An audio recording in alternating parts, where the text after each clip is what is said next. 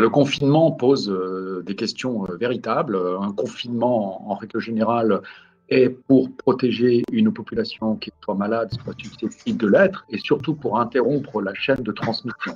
C'est le fameux taux de reproduction, c'est-à-dire le nombre de malades subséquents à une personne qui présente des symptômes que l'on essaye de réduire. Et ce faisant, on réduit le nombre de morts.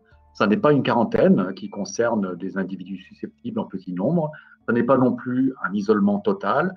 C'est réellement la première fois à l'échelle du monde que ce type de mesure de santé publique est appliquée à cette grandeur.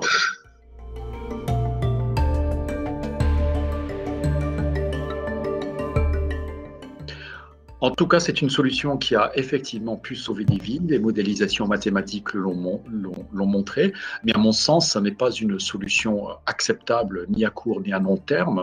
Car d'une part, pour être confiné, il faut avoir le luxe d'être confiné dans de bonnes conditions. Je m'explique. Ne pas avoir besoin impérativement de sortir pour travailler, sinon on ne mange pas, ce qui est le cas de beaucoup de pays. Je pense à l'Afrique, à l'Inde ou à Haïti, où j'ai travaillé.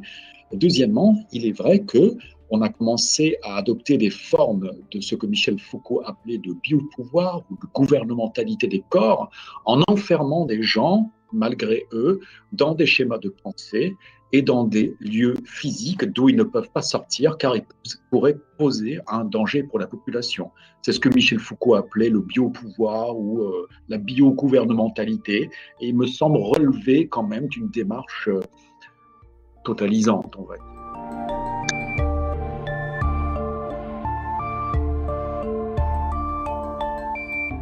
Alors, ce qu'on ne dit pas spécialement dans le confinement, on le dit, mais on le dit vraiment de manière implicite, est que, bien entendu, on veut baisser le taux de mortalité et le taux d'infection, mais surtout, et là je pense surtout aux pays occidentaux qui ont subi depuis des décennies des politiques néolibérales de baisse de nombre de lits et notamment de réanimation, c'est que l'on veut éviter de surcharger les hôpitaux pour faire face à ces problèmes. Et en ça, on a complètement raté le coche parce que ça fait des années que les soignants, les épidémiologistes, les responsables de santé publique nous préviennent qu'il y aura une vague épidémique, alors, probablement de la grippe, mais là c'était dû à un coronavirus, qui va submerger les capacités hospitalières qui sont gérées comme des budgets d'entreprise à flux tendu.